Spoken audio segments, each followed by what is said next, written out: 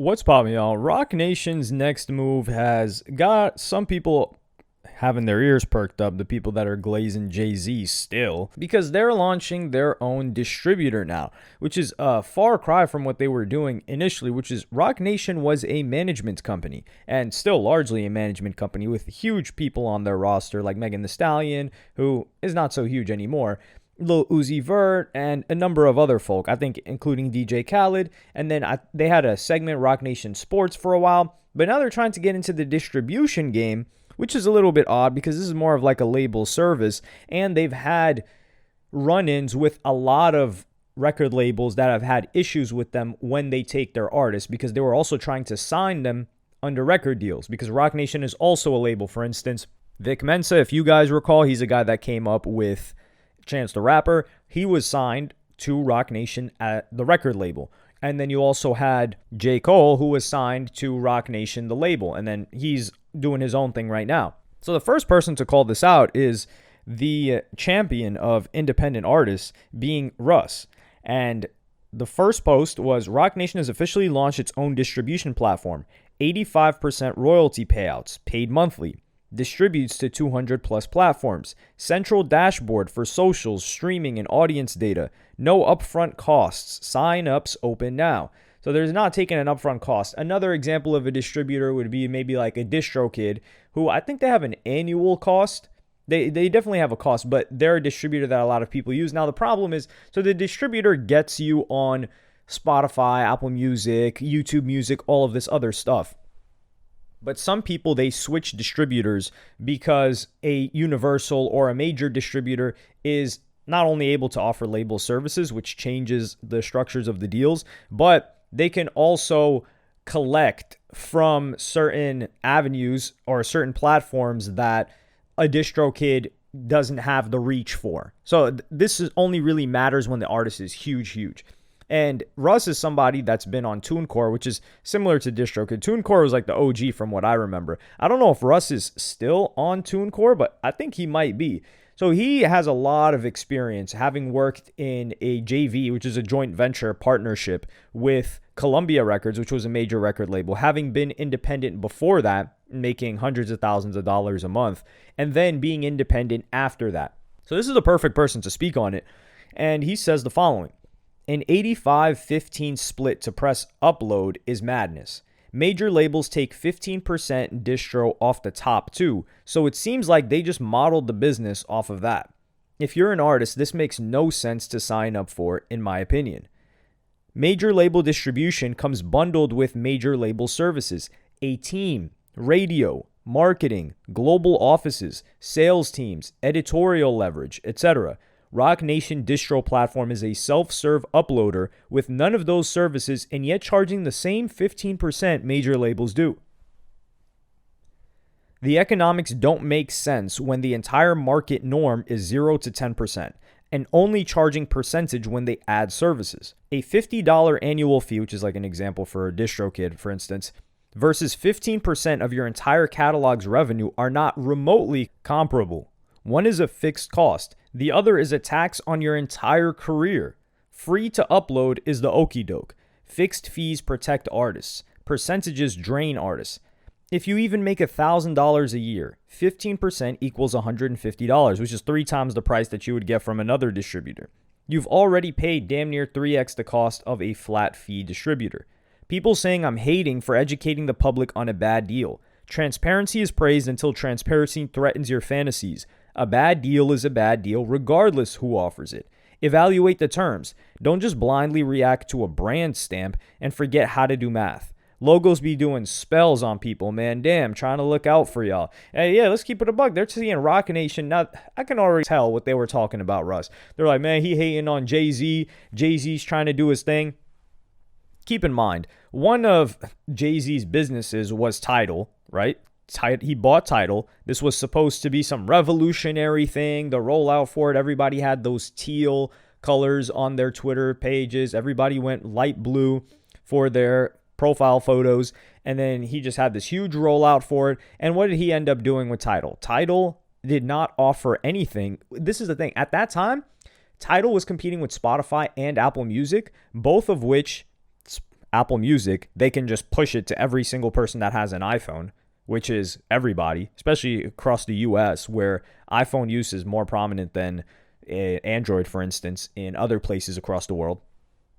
And they were given crazy deals. Apple Music was spending ridiculous amounts of money on people like Drake doing exclusives, whereas what what Jay-Z decided to do with Tidal was give a bunch of big artists a percentage and say, hey, this is artist owned, which even back then I was talking about, dog, as a fan, as a listener, as a consumer, you do not give a damn about something being artist owned unless it is a smaller artist. So like, let's say there's an underground artist, someone that's still trying to make it. You're thinking about like, okay, how can I best support this person? If you're like a true diehard fan and you have money to spend, you're like, oh, is it better if I stream them here? Maybe like I'll buy some stuff off of them. But when you're taking the biggest artists in the game, nobody cares that a Nicki Minaj or a Madonna owns the platform.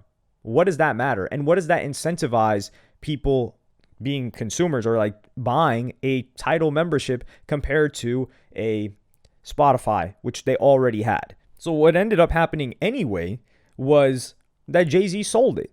Jay-Z sold it. He got somebody to buy it, which was Jack Dorsey. They added it onto Square, which they just took an L on the whole thing. It's still operating, but they added it onto there. And then this got Jay-Z on the board of Square, which also is the company that has like Cash App and stuff like that. So this elevated Jay-Z's status. What happened to all of the other people whose star power that he used to promote and push Tidal? Yeah, they got their check, right? But Jay-Z's the guy that won out of all of this.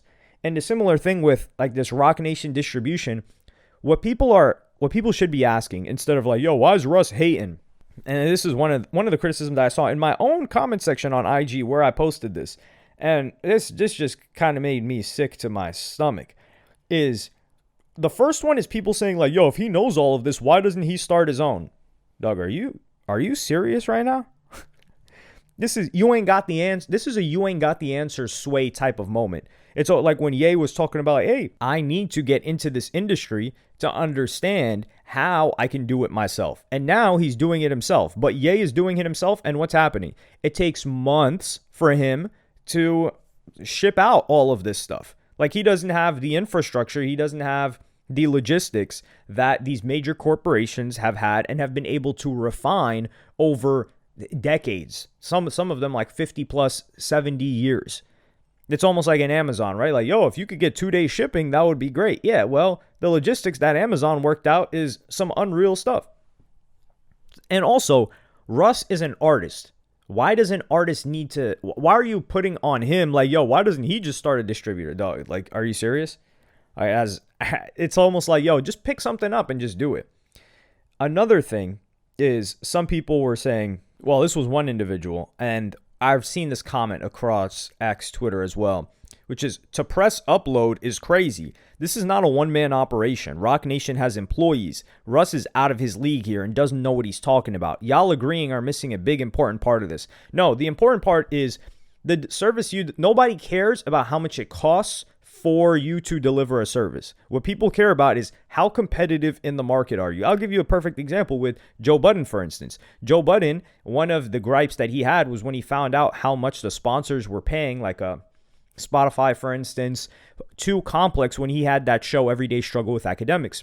And when he found out how much they got paid, he was like, yo, we're getting pennies on this in comparison to what Complex is getting. And then the excuse that Complex came up with was, hey, listen, we've got producers for this show, we've got staff, we've got payroll, we've got all of these things, so we can't just give you like 50%. We've got to manage our overhead. Well, what did Joe Budden do? He's like, okay, I'll see y'all later. And then he built his own team, and his operating expenses are a lot lower, so nobody cares. And then people went to Joe Budden. You've also got other distributors like an Empire, for instance. Like Empire's been here for a while. They offer like some label services, but what is an Empire? What are you doing that a United Masters or an Empire is not already providing? And then you got a DistroKid and a TuneCore. And this is the thing. I think this is predatory because, and it's just business, but it's predatory because they're advertising it as, hey, this is free. There's no upfront cost. You don't have to pay anything. And if you think about it, if an artist catches a hit, they just need one artist to catch a hit, right? how many people's subscription, let's say a track makes 500K, right? That would be 15 or 10% or 15%. 15% of not even 500. Let's do 100. That's 15K.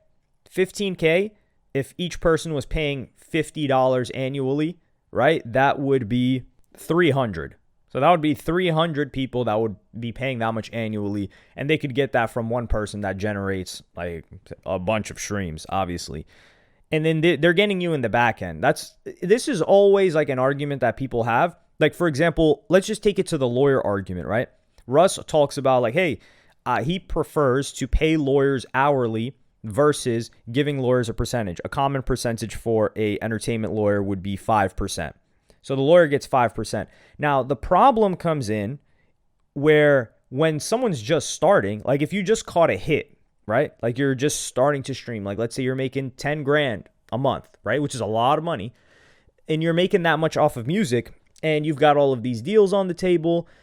The entertainment lawyer is good. Let's just say a really good one is charging hundreds of dollars an hour. Let's just say 500, right? I think that's what Russ was saying one was billing.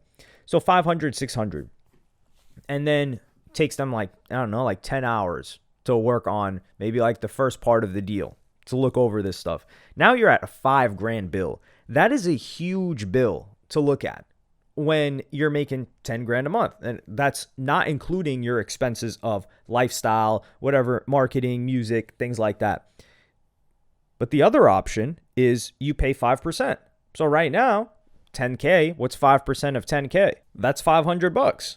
And that seems a lot more reasonable, right? Yeah. But then what if, right? And this is a very rare scenario, the artist blows up and starts making 100 times that. Now they're making 10 million, right? Like 10 million a year, which is a lot. Now that 5% of that 10 million is 500K. And the person starts looking at it like, damn, dog, like I'm paying this person. You don't look at it as 5% anymore. You're looking at it like, I'm about to give away $500,000. This is crazy. And this is a similar thing that I think is going on with this Roc Nation situation. Now, Russ needs to be careful, dog, because we see anybody talk crazy about Roc Nation, we know what happens. But why I think this is crazy is because Roc Nation has a label, Roc Nation has management, and Roc Nation is now going to have a distributor, which is like offering label service. We don't know what they're offering. So it's not even that they have a product that is not so competitive in the market. Like their only edge right now from what we've seen is no flat upfront fee. But a $50 a year fee is so affordable for anybody that's really taking music seriously. And there's also the conflict of interest of, okay, so your distributor and maybe your record label and your management are the same. That's now we're at a problem. And that's what QC had gotten criticism of before when Offset. Yeah, I think Offset was in a situation where he was managed and he was signed to QC. And it's usually like your manager or management team is fighting on behalf of the artist. And then they're going to, not going to war, but they're going back and forth with the record label, and then it comes out to be a better situation for the artist because the incentives of the management are more aligned with the artist than the record label. But when they're one and the same, then it becomes a different situation. And we also don't know if they have like first rights to sign individuals, because I think, if I recall correctly, I'm just going off the memory, a place like United Masters, I think one of the things that they had was that, hey, if let's say a song blows up and they want to sign you, they get the right to sign you first before any other major record label, which some people had their own gripes about that. Personally, I am quite excited to see how they try to compete in this market, because when was the last time we saw a new distributor? That's why I find this really exciting. I think it's a new challenge, but we'll see what kind of tactics that they use to get more people. Like, this is something that they're trying to get the masses of artists, and most artists already have a distributor. So how are you going to get people to use Roc Nation instead? Or are they just looking for new artists? Because there are a lot of new artists now too. But let me know what y'all think in the comments. Like, subscribe, and hit the notification bell if you enjoyed. And I'm going to see y'all in the next one.